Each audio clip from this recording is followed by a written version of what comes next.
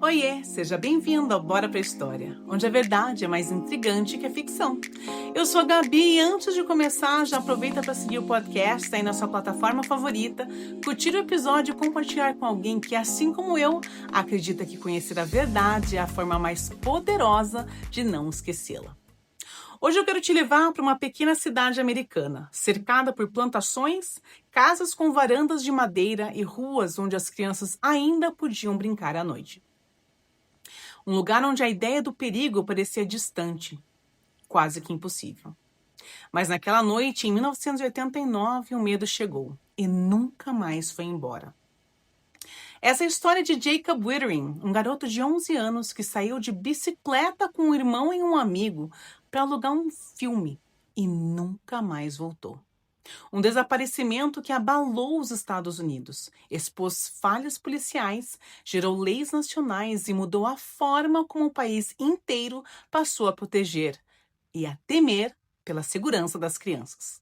Era domingo, dia 22 de outubro de 89, St. Joseph, Minnesota. Uma cidadezinha rural com pouco mais de 3.000 habitantes. As famílias se conheciam pelo nome. As portas ficavam destrancadas. E o barulho mais alto naquela noite era o som dos grilos e do vento frio batendo nas folhas secas do outono. Na casa dos Wittering, a noite estava tranquila. Jacob e o irmão mais novo, Trevor, estavam com um amigo, Aaron. Eles queriam ir até a locadora Tom Thumb, um pequeno mercado que também alugava fitas de vídeo VHS, para escolher um filme. A mãe, Patty, hesitou. Já estava escuro. Ela não estava em casa e não gostava da ideia de os meninos saírem de bicicleta por aquela estrada rural, iluminada só por postes distantes. Mas os garotos insistiram. Disseram que seria rápido, que levariam uma lanterna e que Jacob usaria um colete refletivo para os carros os enxergarem no escuro. Foi o pai Jerry que acabou cedendo. Ok, mas levem a lanterna e voltem direto para casa. Essa frase simples e protetora seria a última coisa que Jerry Wittering diria ao filho antes da tragédia. Eram cerca de 21 da noite quando os meninos chegaram à loja. Eles escolheram um filme, The Naked Gun, uma comédia bem popular na época. Pegaram as bicicletas e começaram o caminho de volta. A estrada era familiar, uma trilha de cascalho com árvores dos dois lados. No silêncio do campo, o som das bicicletas era quase hipnótico. Mas, faltando poucos metros para chegar em casa, algo aconteceu. Do nada, um homem apareceu no meio da estrada. Ele usava uma máscara e estava armado. E mandou os 3 garotos descerem das bicicletas. A voz era firme, fria e autoritária. Deitem no chão, de barriga para baixo, agora! Eles obedeceram. O homem então perguntou as idades. Quem tem mais idade? Jacob então respondeu. Eu tenho 11. O sequestrador mandou o irmão Trevor correr. Depois ordenou a Aaron que também corresse. Mas Jacob ficou. E em segundos sumiu. Quando Trevor e Aaron chegaram correndo em casa, Patty e Jerry souberam que algo terrível estava acontecendo. O relógio marcava 21h30. Eles ligaram então para o 911 imediatamente e em minutos a polícia local estava na rua. Só que St. Joseph nunca havia lidado com um crime assim. A pequena delegacia não tinha experiência com sequestros e a equipe que chegou primeiro não sabia exatamente o que procurar. Logo, a estrada foi tomada por viaturas. Voluntários, cães farejadores, helicópteros e mesmo assim o tempo corria contra eles. As primeiras horas, fundamentais em qualquer desaparecimento infantil, foram mal aproveitadas. As pegadas se misturaram, pistas se perderam. Pessoas que estiveram na cena não foram registradas formalmente. Enquanto os agentes tentavam montar o quebra-cabeça, a notícia já tomava conta da imprensa local. O menino de 11 anos sequestrado em plena rua, uma cena que poderia ter saído de um filme, mas que era, na verdade, da vida real. Nos dias seguintes, o FBI e a Guarda Nacional foram chamados. A cidade inteira se mobilizou. Milhares de voluntários se ofereceram para ajudar nas buscas. Cartazes com fotos de Jacob foram espalhados por todos os cantos. E o rosto do garoto, com um sorriso tímido e olhar inocente, passou a estampar jornais e programas de TV. Mas por trás da mobilização havia uma investigação confusa. Testemunhas importantes não foram ouvidas a tempo e a área do crime não foi devidamente isolada. E suspeitos com antecedentes com abusos na região foram entrevistados, superficialmente, e depois descartados. Um desses homens era Danny Henrich, morador de uma cidade vizinha chamada Painesville. Ele já havia sido suspeito de um ataque semelhante contra outro garoto meses atrás. Mesmo assim, foi liberado. Nenhuma ligação formal foi feita. Com o passar do tempo, a polícia começou a se perder em teorias. Eles investigaram cultos satânicos, rituais, caçadores, caminhoneiros, qualquer possibilidade, mas a verdade estava bem mais próxima do que eles imaginavam. O tempo passou e, sem respostas, o caso começou a esfriar. Jacob completaria 12 anos, depois 13, depois 14. A cada aniversário, a família fazia vigília, acendia velas, pedia por informações. A comunidade inteira participava e o país assistia.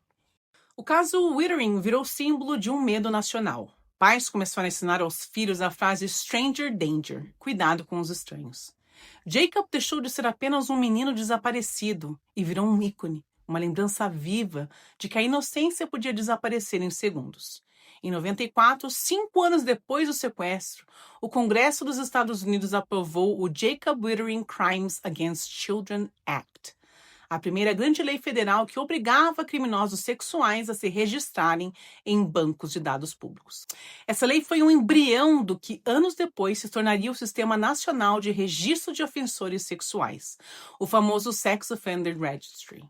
A tragédia da família Wittering havia mudado o país, mas enquanto leis eram criadas, Jacob continuava desaparecido. A investigação se tornava cada vez mais fria. Por mais de 2 décadas, o nome Danny Henrich continuou flutuando nos arquivos policiais, citado, mas nunca realmente investigado a fundo. Até que em 2015, um avanço tecnológico reacendeu a esperança. Amostras de DNA de um caso antigo, o sequestro e abuso de outro garoto, Jared Shrill, foram reanalisadas com técnicas modernas. O resultado? O DNA era de Danny Henrich. Quando a polícia começou a interrogar Henrich, ele manteve silêncio, mas sabia que ele sabia. Mas sabiam que ele sabia. E foi só quando o governo federal pressionou por um acordo que ele finalmente confessou. Sim, ele havia sequestrado e assassinado o Jacob. Em setembro de 2016, 27 anos depois do sequestro, Henrich levou os investigadores até uma pastagem perto de Painesville. Ali, entre árvores e cascalho, estavam os restos mortais de Jacob. Um pedaço da camiseta, os dentes, fragmentos do crânio e o colete refletivo. No tribunal, Henrich descreveu o crime com detalhes que gelaram a espinha de todos. Ele contou como abordou os meninos, como mandou os dois correrem e levou Jacob até um local isolado. Disse que o garoto perguntou se ele estava sendo levado para casa. Henrich respondeu que sim, mas mentiu. Ele contou que violentou o menino, que o deixou implorar para voltar e depois o matou com um único tiro na cabeça. Depois, o enterrou às pressas. Um ano mais tarde, voltou ao local e percebeu que parte da jaqueta estava exposta. Então, desenterrou o corpo e o mudou de lugar. Enquanto confessava, Patty e Jerry Wittering estavam no tribunal. A mãe chorava. O pai olhava fixamente para o assassino do filho. Quando ele terminou, Patty disse apenas: "Agora, pelo menos, sabemos. Jacob pode descansar. E a verdade está aqui." Depois da confissão, Henrich foi condenado a 20 anos de prisão, não por assassinato, mas por crimes de pornografia infantil. Foi o preço do acordo para revelar onde estava o corpo. Uma sentença curta demais para uma perda tão grande. Mas para a família, o verdadeiro peso estava em saber a verdade. O caso de Jacob Wittering mudou a América. Gerou leis, investigações, debates sobre o papel da polícia e principalmente deu origem à Jacob Wittering Foundation, criada pela família para ajudar outras famílias a encontrarem filhos desaparecidos. Patty Wittering virou símbolo nacional de empatia e força. E o sorriso de Jacob, aquele mesmo que estava nos cartazes de desaparecido, virou um lembrete de que o mal pode se encontrar e se esconder onde menos se espera. Essa história é, acima de tudo, sobre escolhas comuns que viraram tragédias inimagináveis. Sobre uma mãe que queria proteger o filho, um pai que quis acreditar que o mundo ainda era seguro, e um sistema que demorou décadas para admitir seus erros. É sobre como o medo molda leis e como a esperança insiste em resistir, mesmo quando tudo parece perdido. Porque, no fim das contas, o caso de Jacob não é sobre um sequestro.